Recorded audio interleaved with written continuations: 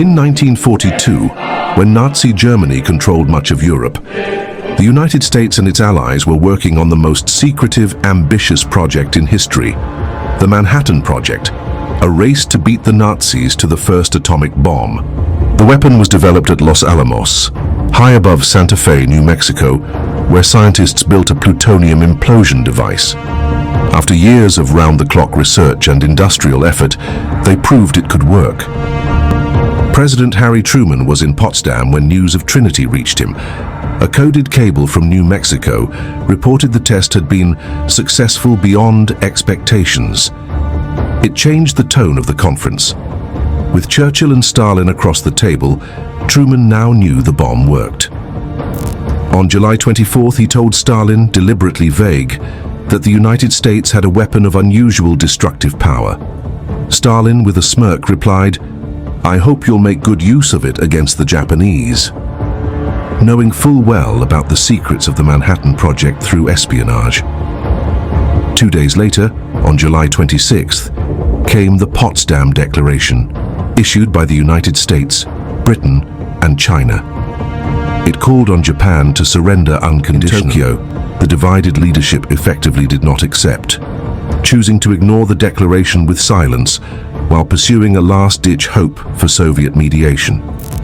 But even before that answer, the machinery was in motion.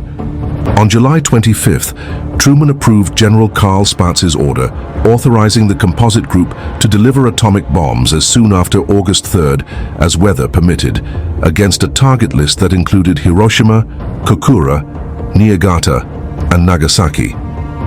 Kyoto, once atop the list, had been removed after Secretary of War Henry Stimson argued it was the cultural and academic heart of Japan, and preserving it would matter for post-war reconciliation.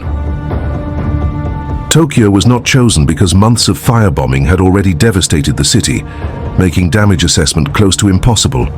Instead, Hiroshima remained largely untouched, making it an ideal site to clearly gauge the atomic bomb's devastating effects. On August 6, 1945, the meticulously planned mission commenced at the Northfield Air Base on Tinian Island. At precisely 2:45 a.m., the silver Boeing B-29 Superfortress named Enola Gay, piloted by Colonel Paul Tibbets, roared down the runway, carrying the world's first combat-ready atomic bomb, codenamed Little Boy. Weather's clear ahead. Ceiling unlimited. Maintain course and altitude. ETA to the IP on time. 2 accompanying aircraft, the Great Artiste, equipped with instrumentation to measure the bomb's explosive force and necessary evil, tasked with photography and documentation, followed closely behind. Little Boy was a gun-type uranium-235 fission bomb weighing approximately 9,700 pounds, or about 4,400 kilograms, designed to achieve critical mass through the rapid firing of a uranium projectile into a uranium target. This sudden union would initiate an uncontrolled chain reaction, releasing the equivalent explosive force of approximately 15,000 tons or 15 kilotons of TNT.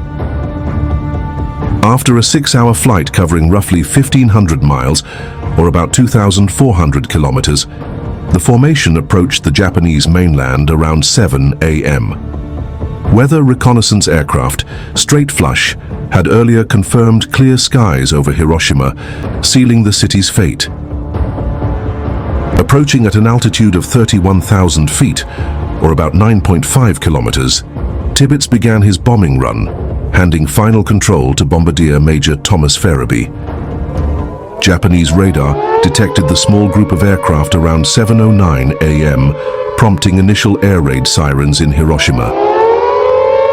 However, when observers realized it was only 3 planes, the military assumed it was merely a reconnaissance mission rather than a bombing raid.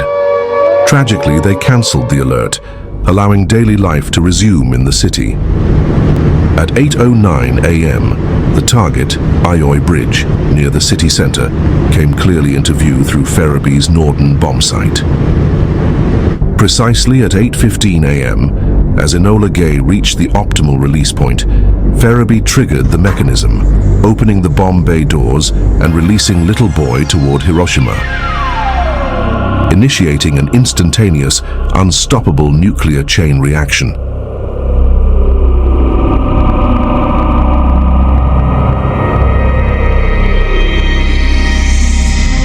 The explosion occurred in less than a microsecond, unleashing energy equivalent to approximately 15 kilotons of TNT. Instantly, a brilliant, blinding flash of white light engulfed the city, visible for miles around, momentarily brighter than the sun.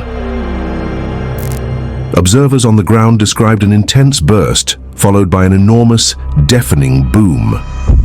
A fiery nuclear fireball formed, rapidly expanding to about 200 meters or 216 yards in radius, vaporizing everything it touched.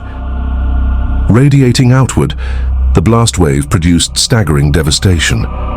Within roughly 340 meters or 370 yards, nearly all reinforced concrete buildings were obliterated, with fatalities approaching 100%.